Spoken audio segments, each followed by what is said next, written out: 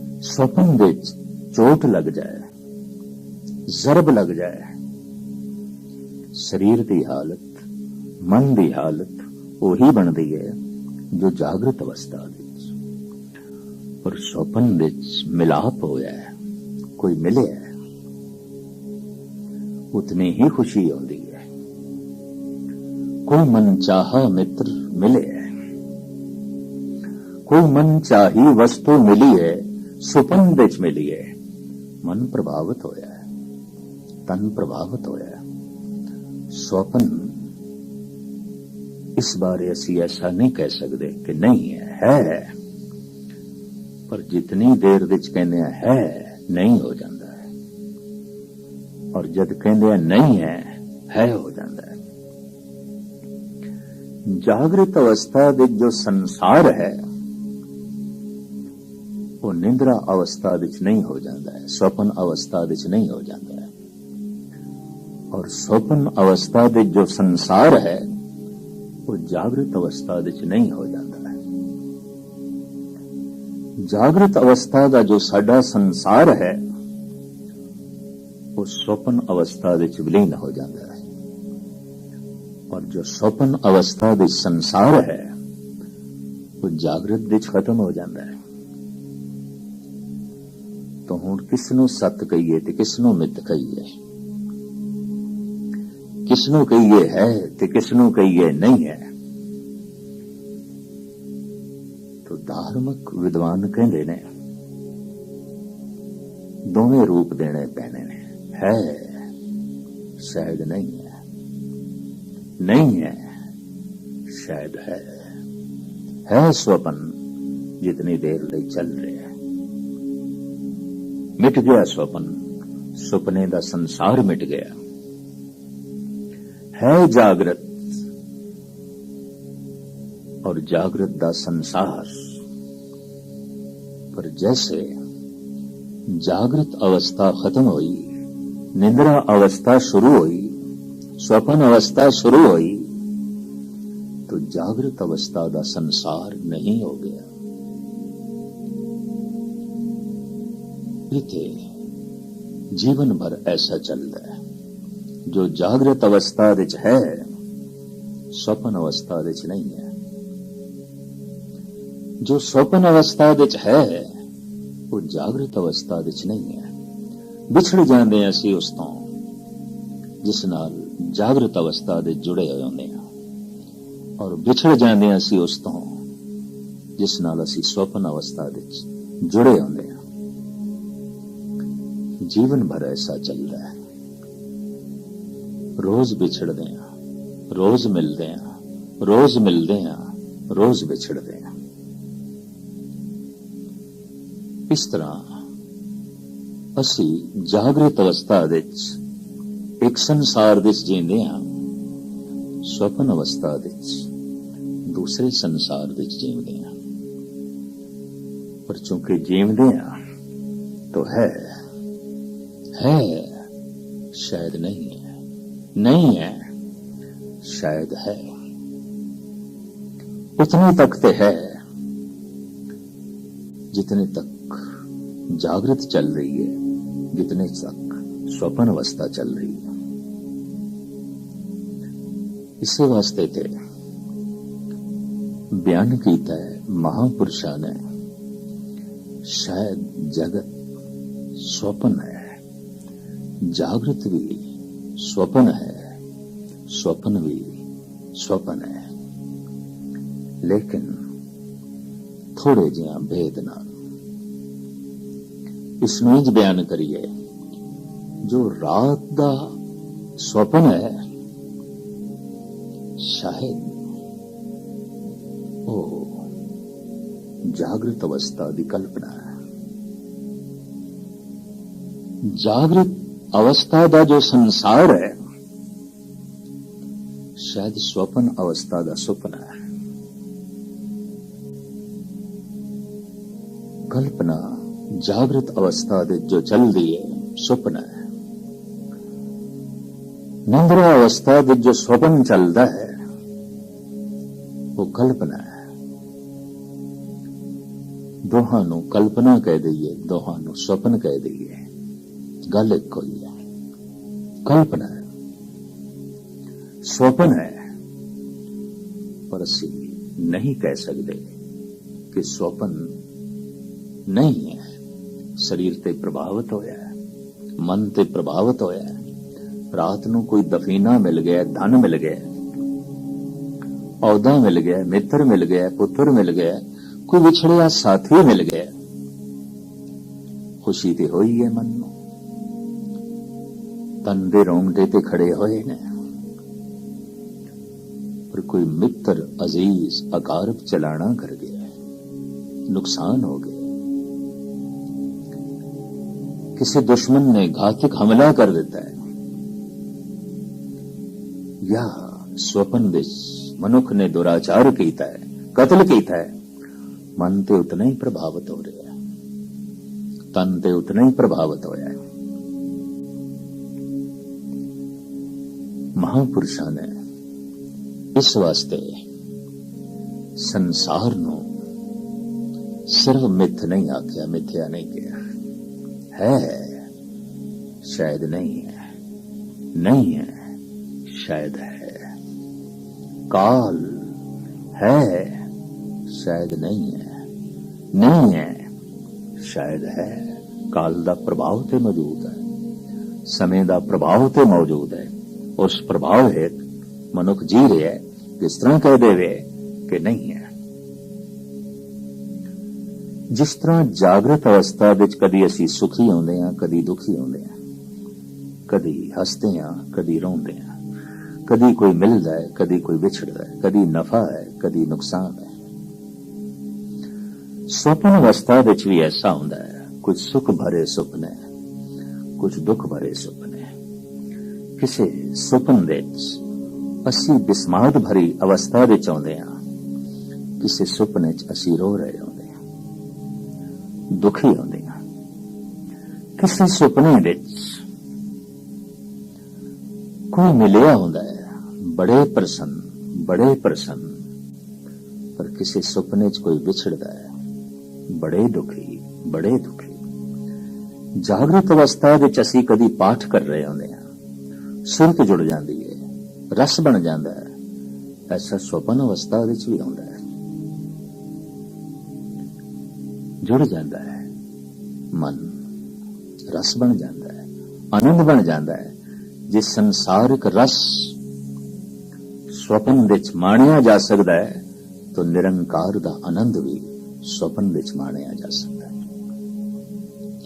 जिस जागृत अवस्था विच पदार्थां दा रस माणिया जा सकता है, तो परमात्मा दा रस भी माणिया जा सकता है। शायद इस वास्ते ही धन गुरु नानक देव जी महाराज ने फरमान किया है, सुपने आया भी गया, मैं जल भरया रोए, आए न सका तुझ कन प्यारे, भेज न सका कोय। ऐ सुपने विच आने वाले हो, तुसी चले गए, क्यों? स्वप्ना चला गया। स्वप्न चलदा है निंद्रा विच, जागृत विच कल्पना चलदी है, निंद्रा विच स्वप्न चलदा है। निंद्रा अवस्था खत्म हुई, स्वप्न खत्म हो गया। जागृत अवस्था शुरू हुई, कल्पनावां दा जगत शुरू है। तो सतगुरु ते मंग करते ने, आओ सुभागी नींदड़िए मत सो देखा सोए, ऐ भागा भरी नींद आ तू आ। शायद फिर सुपने च झलक मिले, शायद फिर सुपने च आनंद मिले, पर हां मिलाप भरिया सुपन, सुख भरा सुपन इस तरह प्रतीत होंदा जिवें एक क्षण विच बतीत हो गया। पर दुख भरा स्वपन जिस विच असी कुरला रही होई है, तड़प रही होई है, लंबा हो जाता है, लंबा हो जाता है। जागृत अवस्था विच भी ऐसा हो जाता है। दुख विच काल लंबा हो जाता है, समा लंबा हो जाता है। सुख विच समा छोटा हो जाता है, छोटा हो जाता है। बाबा फरीद कह रहे ने, फरीदा राती वडियां धुख धुख उठन पास, बहुत लंबी हो गई ये रात। होके ने तो होके दुख तो निकलते ने, होके विछोड़े तो निकलते ने, और दुख दे समा लंबा हो जाता है। सूफी संत बाबा फरीद फरमान कर रहे ने, ए विछोड़े दी रात हे प्रभु हे खुदा बहुत लंबी होगी, बहुत लंबी होगी। कितनी लंबी हो जाती है,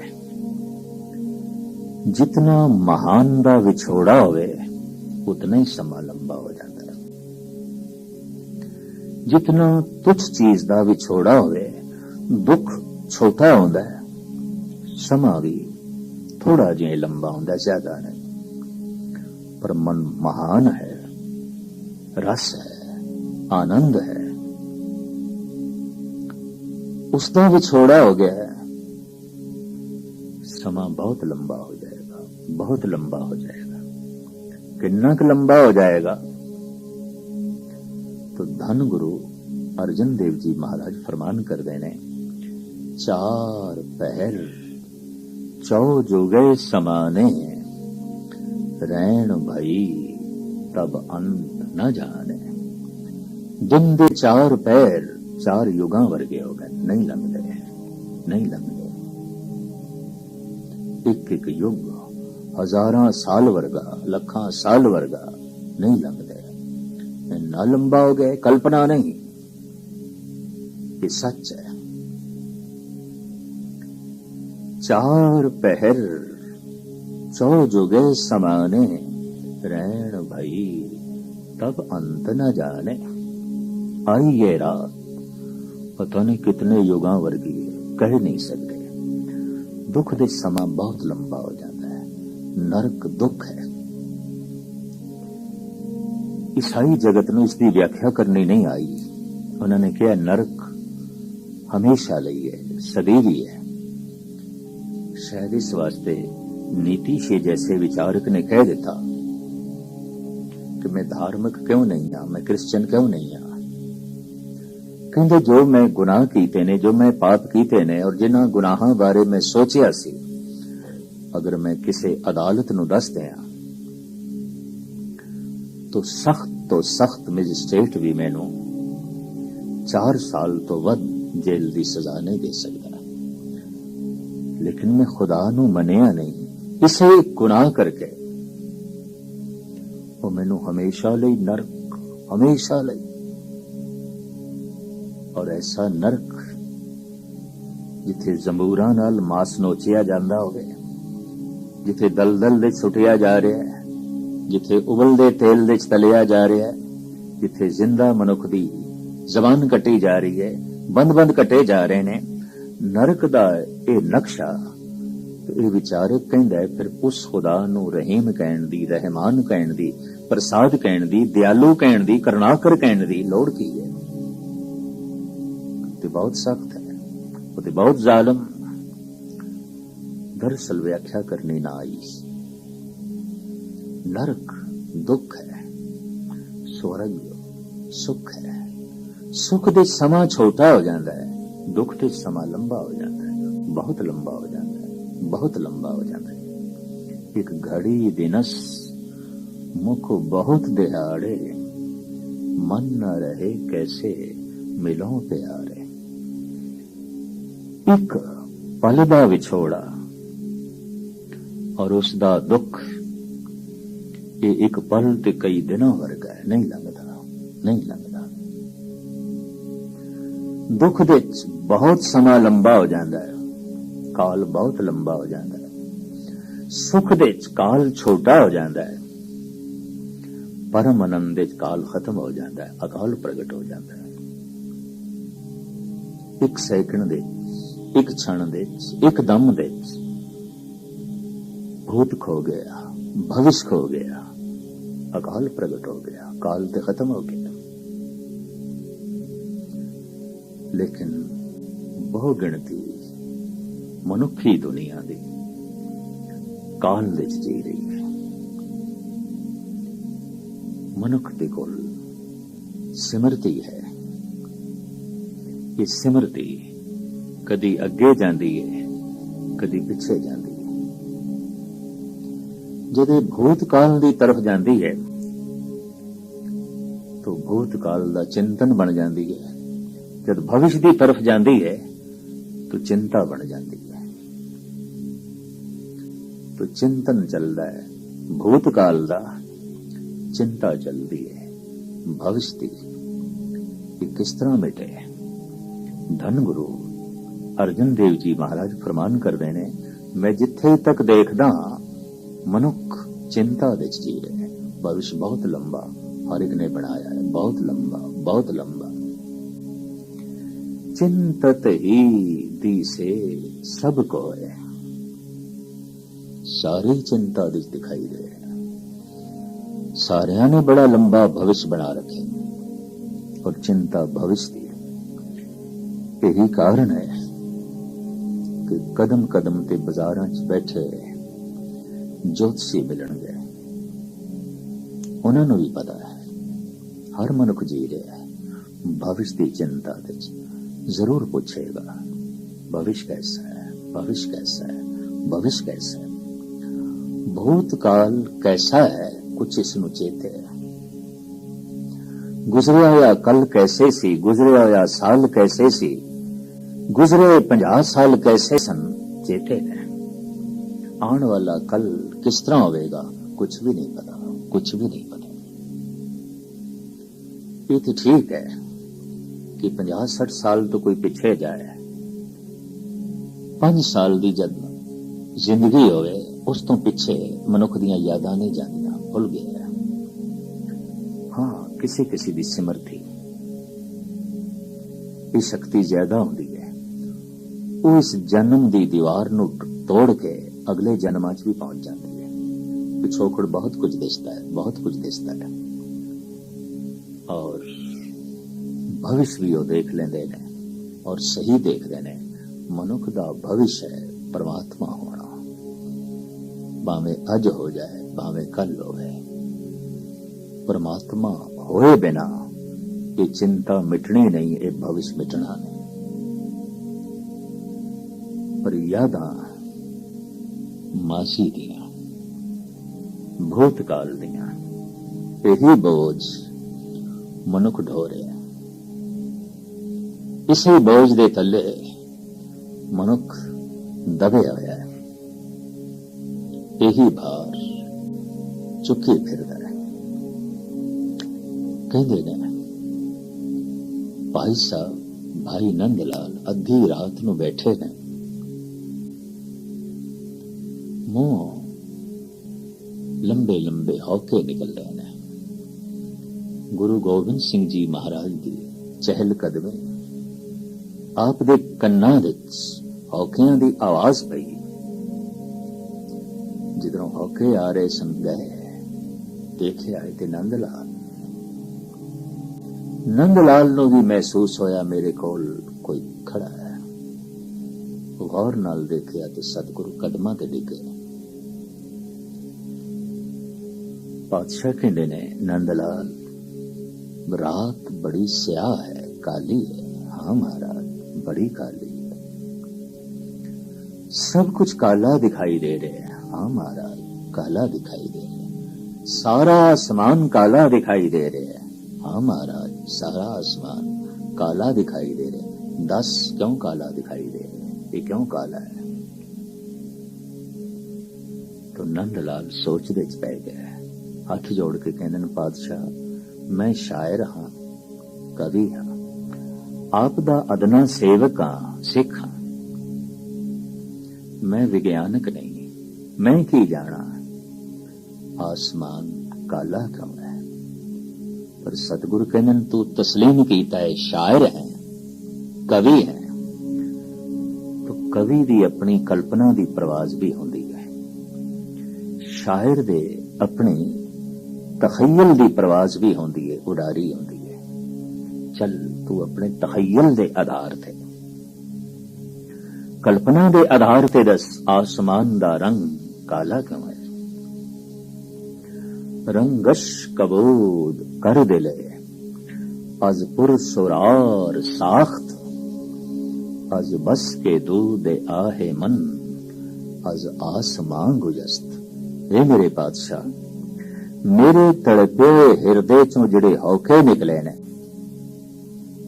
ओ जद आसमान तक पहुंचे ने, उन्होंने ही साड़ के काला कीता है। बादशाह ने गलवकड़ी च ले लिया। इतने काल दे भार थले तू जी रहे हैं। अकाल पुरख रहमत करन, बख्शिश करन। काल खत्म हो गए, अकाल प्रगट हो गए। अकाल महा आनंद है, अकाल वर्तमान है, काल भूतकाल है, काल भविष्य है, और काल भविष्य की चिंता है। काल भूतकाल दियां यादां ने, पर अकाल ना भूतकाल दियां यादां ना भविष्य दियां चिंतावां। परम आनंद प्रगट हो गया, अकाल प्रगट हो गया। भगत कबीर कहते ने, दिन सुरैन वेद नहीं शास्त्र, तहां बसे निरंकारा, कहे कबीर नर तिसे ध्यावो, बावरिया संसारा।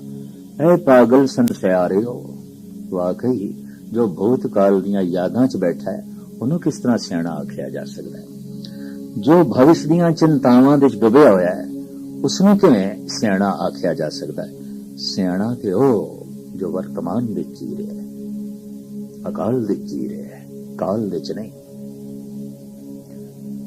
अकाल विच जीण वाला काल दियां सारियां फाइयां नूं तोड़ के रख देंदा है, काल दे जाल नूं तोड़ के रख देंदा है। तदी ते सतगुरां दी बाणी फरमान करदी है, काल जाल जम जो हो न साके, सच का पंथा ठाठे हो। इसे नूं धन गुरु गोबिंद सिंह जी महाराज फरमान करदे ने, अकाल है अजाल है।